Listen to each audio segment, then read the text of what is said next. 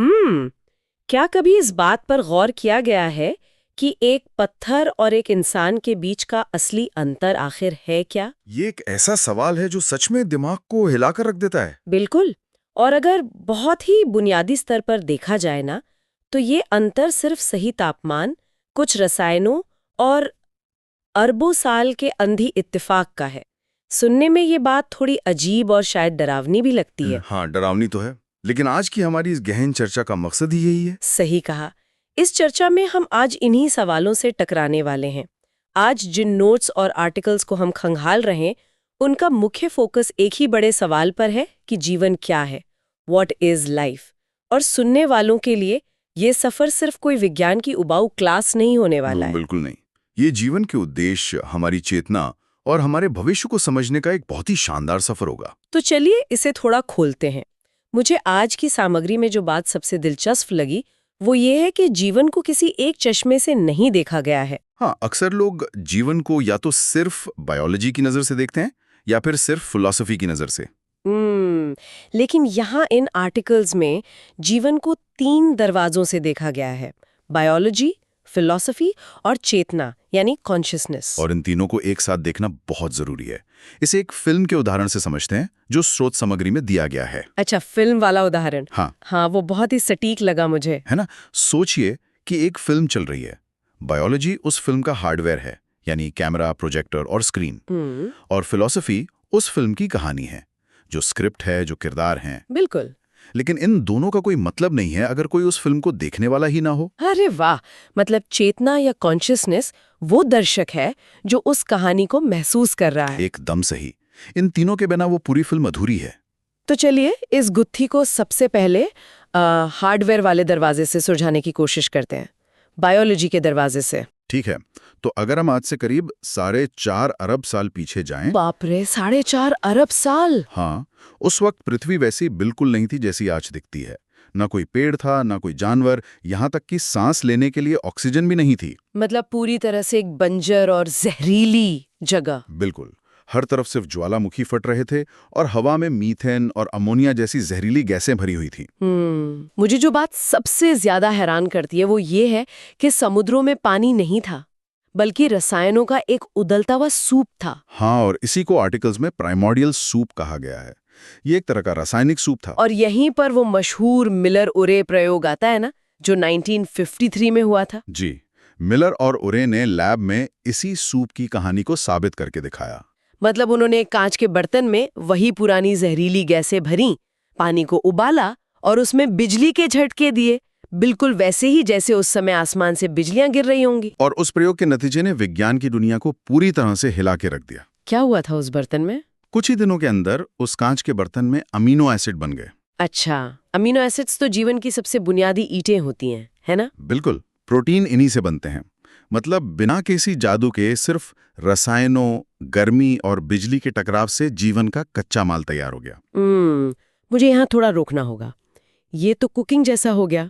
सामग्री ली, गर्मी दी और डिश तैयार हो गई। हाँ, काफी हद तक वैसा ही है। लेकिन अगर ये सब सिर्फ केमिस्ट्री या रसायनों का कमाल था, तो क्या हम समय में कोई एक ऐसा सेकंड या ऐसा पल तय कर सकते हैं जब वो सूप अचानक जिंदा हो गया? ये एक बहुत ही शानदार सवाल है। मतलब क्या जीवन और निर्जीव के बीच की रेखा इतनी साफ है या फिर वो बहुत धुंधली है? असल में वो रेखा बहुत ज्यादा धुंधली है।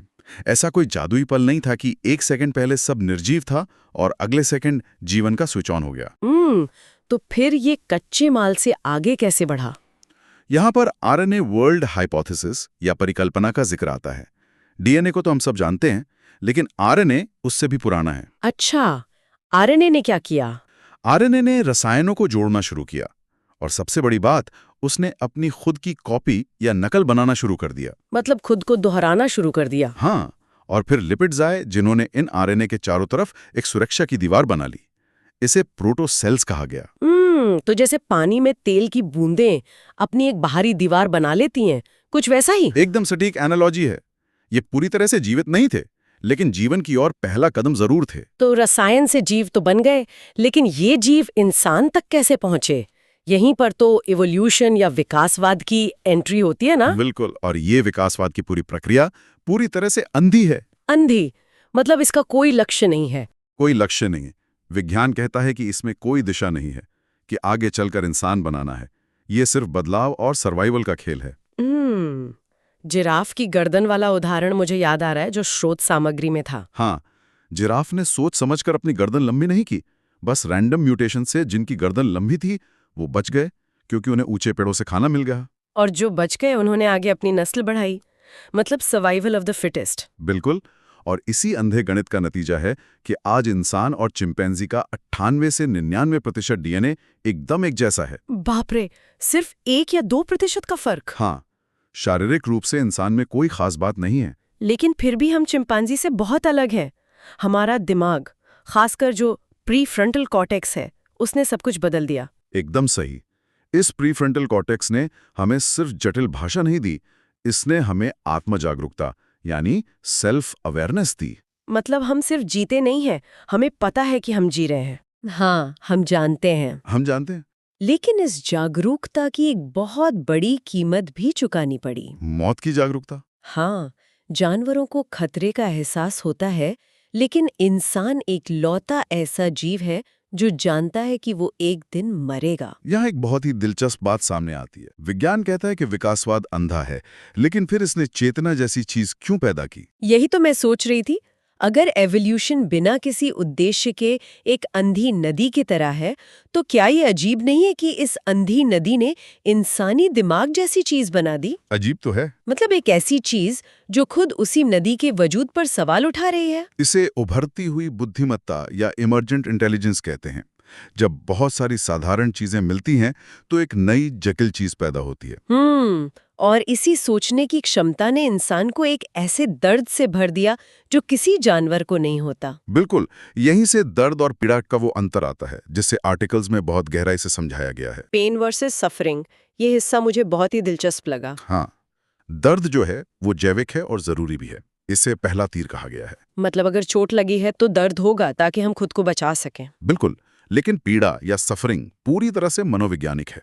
ये दूसरा तीर है जो हम खुद को मारते हैं। ज्यादा सोचकर, मेरे साथ ही ऐसा क्यों हुआ या आगे क्या होगा, ये सोचकर। एकदम सही। और इसी पीड़ा से बचने के लिए इंसान ने जीवन के अर्थ और उद्देश्य की खोज शुरू की। उद्देश्य के 5 स्तरों की बात की गई है ना सामग्री में? हाँ, पहला स्तर है सर्वाइवल, मतलब सिर्फ जिंदा रहना, जो बायोलॉजिकल है। फिर दूसरा स्तर खुशी का है ना, जो हमारे मनोविज्ञान से जुड़ा है। जी। तीसरा स्तर है योगदान, जो समाज से जुड़ा है। चौथा है अर्थ या मीनिंग, जो फिलॉसफी है। और 5वां सबसे गहरा स्तर है जागरूकता या चेतना। और समस्या तब होती है जब लोग इन स्तरों को आपस में मिला देते हैं, इसलिए वो हमेशा भ्रमित रहते हैं। मतलब कोई सर्वाइवल वाले पैसे से चौथे अर्थ का अर्थ खरीदना चाहता है। बिल्कुल, जो कि नामुमकिन है। लेकिन जब हम इस अर्थ की खोज करते हैं तो विज्ञान एक जगह आकर अटक जाता है, जिसे हार्ड प्रॉब्लम ऑफ कॉन्शियसनेस कहा गया है। ये विज्ञान की सबसे बड़ी सीमा है। विज्ञान डोपामाइन और ऑक्सीटोसिन जैसे रसायनों को तो समझा सकता है। हाँ, वो बता सकता है कि दिमाग में क्या रिएक्शन हो रहा है। लेकिन विज्ञान ये नहीं बता सकता कि प्यार का वो एहसास कैसा होता है, या लाल रंग लाल ही क्यों लगता है। मतलब विज्ञान हमें रेसिपी दे सकता है, लेकिन स्वाद सिर्फ अनुभव किया जा सकता है। एकदम सही एनालॉजी। जीवन के इस सब्जेक्टिव अनुभव को डेटा में नहीं बदला जा सकता। तो मैं ये सोच रही थी कि क्या इंसान ये जो अर्थ या मीनिंग की खोज करता है, क्या ये सच में हमारा कोई महान उद्देश्य है, या फिर ये सिर्फ हमारे विकसित दिमाग का एक साइड इफेक्ट है, क्योंकि हमारे पास जानवरों के मुकाबले ज्यादा खाली समय है और सोचने की क्षमता है। ये एक बहुत ही गहरा सवाल है, और क्योंकि विज्ञान हमारे अंदर के इस स्वाद या एहसास को पूरी तरह नहीं समझा पाता, इसीलिए इंसान ने इन सवालों के जवाब बाहर तलाशने शुरू किए। ईश्वर और ब्रह्मांड में। हाँ, आर्टिकल्स में धर्म और आध्यात्मिकता के बीच एक बहुत सुंदर अंतर बताया गया है। धर्म एक नक्शा है और आध्यात्मिकता उस नक्शे पर खुद सफर करना है। और ईश्वर के अस्तित्व पर भी बहुत अलग-अलग नजरिए दिए गए हैं। बिल्कुल, विज्ञान के पास कोई सबूत नहीं है। मनोविज्ञान इसे मानवीय जरूरत मानता है, और दर्शन इसे प्रथम कारण या फर्स्ट कॉज मानता है। और अनुभव इसे एक आंतरिक चेतना मानता है। विज्ञान ये बताता है कि चीजें कैसे काम करती हैं, जबकि आस्था ये पूछती है कि चीजें क्यों हैं। क्या ये ब्रह्मांड रैंडम है या इसे डिजाइन किया गया है? इसे लेकर भी एक बहुत बड़ा तर्क है। फाइन ट्यूनिंग का तर्क। हाँ, मैं इसे ताश के पत्तों से सोच रही थी। अगर हम ताश की गड्डी को फेंटें और अचानक एक परफेक्ट पैटर्न बन जाए, तो क्या हम कहेंगे कि किसी ने जानबूझकर इसे ऐसे रखा है? या ये सिर्फ गणितीय संभावनाओं का नतीजा है? बिल्कुल। लेकिन जब हम ब्रह्मांड के आकार को देखते हैं तो दिमाग सुन्न हो जाता है। मिल्की वे में ही अरबों तारे हैं। और यहीं से आता है वो फर्मी पैराडॉक्स। अगर इतने तारे हैं और जीवन की संभावना इतनी ज्यादा है तो वो सब एलियंस हैं कहाँ? हाँ, हमें अभी तक कोई मिला क्यों नहीं? क्या हम सच में अकेले हैं? असल में दो ही सबसे बड़े रहस्य हैं। एक बाहर का वो विशाल ब्रह्मांड जिसे हम देखते हैं। और दूसरा हमारे अंदर का मन या चेतना जिससे हम देखते हैं। ब्रह्मांड को हम देखते हैं, लेकिन मन वो है जिससे हम देखते हैं। क्या बात है! इंसान ने ब्रह्मांड और ईश्वर को तो बहुत खंगाला, लेकिन अब इंसानियत एक ऐसे चौराहे पर खड़ी है जहां वो खुद एक रचयिता या क्रिएटर बन रहा है। हाँ, और ये हमें भविष्य की ओर ले जाता है। भविष्य कोई एक दिशा में नहीं जा रहा है, वो सच में एक चौराहे पर है। एआई और तकनीक इतनी तेजी से बढ़ रहे हैं, लेकिन क्या हमारी मानवीय जागरूकता उसी गति से बढ़ रही है? यही सबसे बड़ी चिंता का विषय है। भविष्य के दो ही रास्ते दिखते हैं। सचेत विकास और अचेतन बहाव, है ना? जी, सचेत विकास या कॉन्शियस एवोल्यूशन वो है जहां एआई सिर्फ एक उपकरण है और हम जागरूक हैं। और दूसरा रास्ता? अचेतन बहाव, जहां इंसान मशीनों पर पूरी तरह निर्भर होकर अपना अर्थ ही खो बैठता है। तकनीक सिर्फ एक गाड़ी है, यह हमें कहां ले जाएगी ये तकनीक तय नहीं करेगी। तो कौन तय करेगा? ये तय करेगा कि उसे चलाने वाले हम इंसान कितने जागरूक हैं। लेकिन यहाँ मुझे एक डर लगता है। कैसा डर? हम अपने दिमाग से इतने बाहर निकल चुके हैं कि हम एआई बना रहे हैं, लेकिन क्या हम सच में अंदर से खुद को समझ पाए हैं? मुश्किल है कहना। तो क्या हम बिना ड्राइवर के एक बेहद तेज रेस कार नहीं बना रहे हैं? ये बहुत ही तीखा सवाल है, और शायद यही वजह है कि आर्टिकल्स के अंत में जीवन को समझने के लिए एक बहुत ही व्यवहारिक सलाह दी गई है। वो क्या? कि एक अंतिम जवाब खोजना बंद कर दें। मतलब जीवन का अर्थ ढूंढा नहीं जाता? नहीं, इसे बनाया जाता है, काम करके, खुद को समझकर और अनिश्चितता को स्वीकार करके। ये बहुत ही खूबसूरत बात है। तो अगर हम आज की इस चर्चा को समेटें तो इन स्रोत सामग्रियों के अनुसार जीवन केवल विज्ञान नहीं है, केवल दर्शन नहीं है और केवल रहस्य भी नहीं है। बिल्कुल।